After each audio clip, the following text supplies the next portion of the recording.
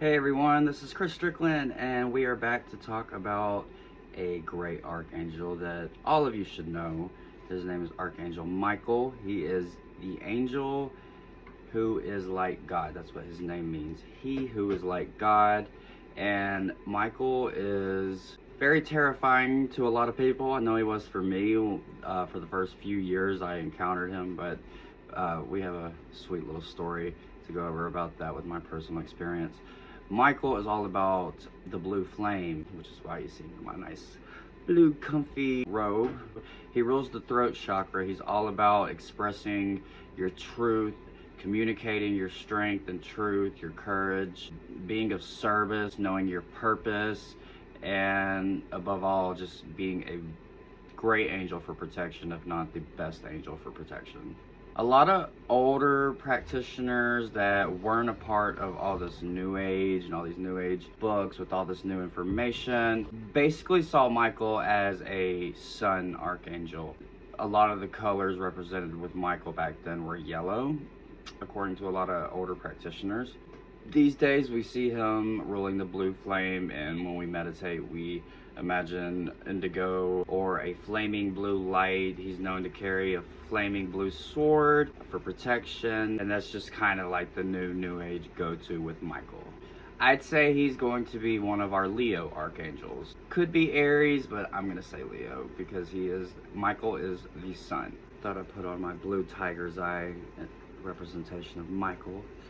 Michael is a great archangel to work with when you're dealing with any type of psychic attacks. If you believe in like demonic possession or anything of that sort, Michael's the angel you want to call in. Michael, to me, is like calling in the name of Jesus when you're really scared or unsure of something, or the energy around you, or maybe there's some weird spirits around you or weird energy, or you just don't know what's going on.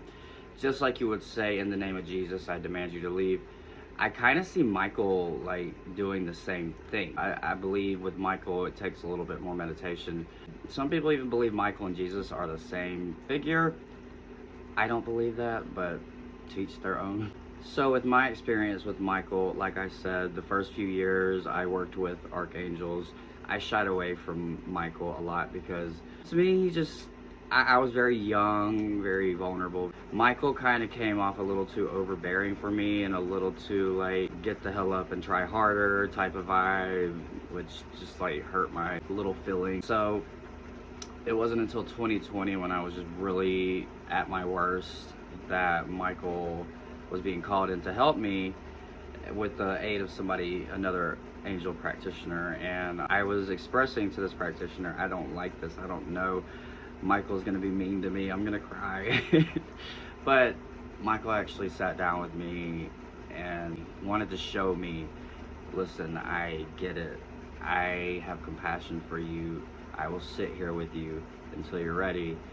And I don't know, I think this was just like metaphorically, but it was said to me that Michael did shed one tear for me. Not more than one, just one tear, and that actually meant a lot to me. It's like, okay, Michael does care. And in return, Michael even had some requests for me to do for him, which I won't get into any of that after that. So we formed a great bond after that. That's my personal experience with Michael. You may have heard me talk about the motorcycle accident with Michael. I'm not gonna get into all that. All I will say, like I've said before, do not ask archangels to help you.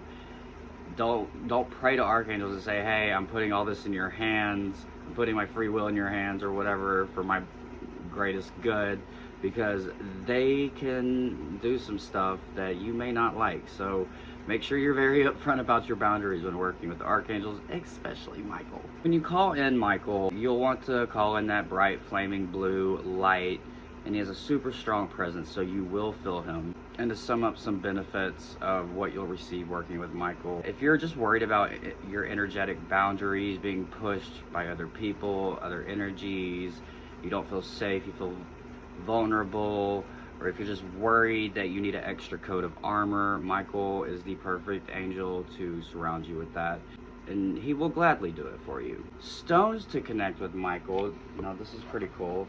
Lapis lazuli is a good stone. course, blue tiger's eye, if you can find one.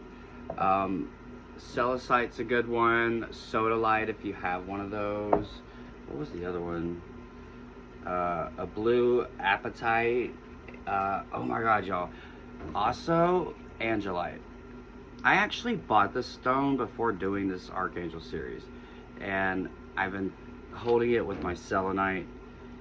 Every time I do these videos and I do my research and I recollect all my memories with these archangels, I've been using Angelite and also Angelica roots. That's another story. But angel stones and herbs really help you connect with the archangels. And speaking of, you know, the blue flame, it's blue. So there's that. And if you do want to work with Michael, here's a message from Michael to you. Release your fears. You are safe and protected. If you're in a time where you need a little more courage, know that I am with you, shielding you from any perceived danger. And I encourage all of you to at least try to work with Michael one of these days when you need him. He's a great angel, so protective, so nice, so loving. Don't let him scare you. He's not scary. He's strong-willed. He's strong-willed, I'll say that. And I will see you guys for the next Archangel video.